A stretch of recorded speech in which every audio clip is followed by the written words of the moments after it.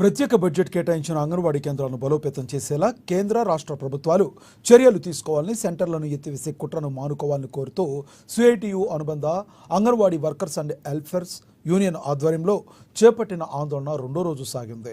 Collectorate ఎదుట 48 గంటల పాటు మహాధర్నా, వంట వార్పులో భాగంగా రోడ్డుపై బైఠాయించి నిరసన వ్యక్తం చేశారు.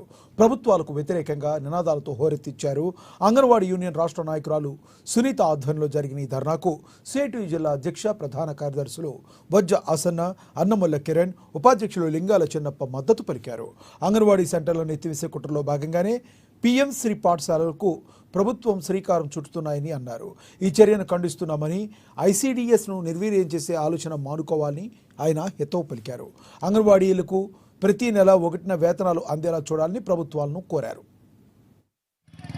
రేపటి నుండి తెలంగాణ రాష్ట్ర అసెంబ్లీ బడ్జెట్ సమావేశాలు జరగబోతా ఉన్నాయి. ప్రభుత్వం అసెంబ్లీలో బడ్జెట్ను ప్రవేశపెట్టబోతా ఉన్నది.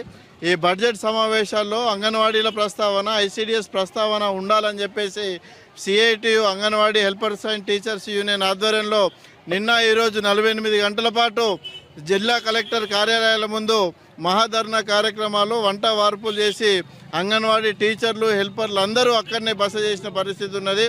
ఏదైతే ఎన్నికల కాలంలో ఇచ్చిన హామీలు ఉన్నాయో ఆ హామీలను అమలు చేయాలని చెప్పేసి మేము పోరాటం చేస్తూ ఉన్నాం.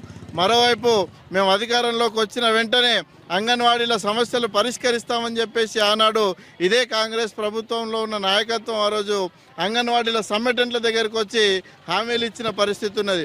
గతెనకి ఏడాదిన్నర కావస్తున్నా కూడా ఆ హామీలను అమలు చేయట్లేదు.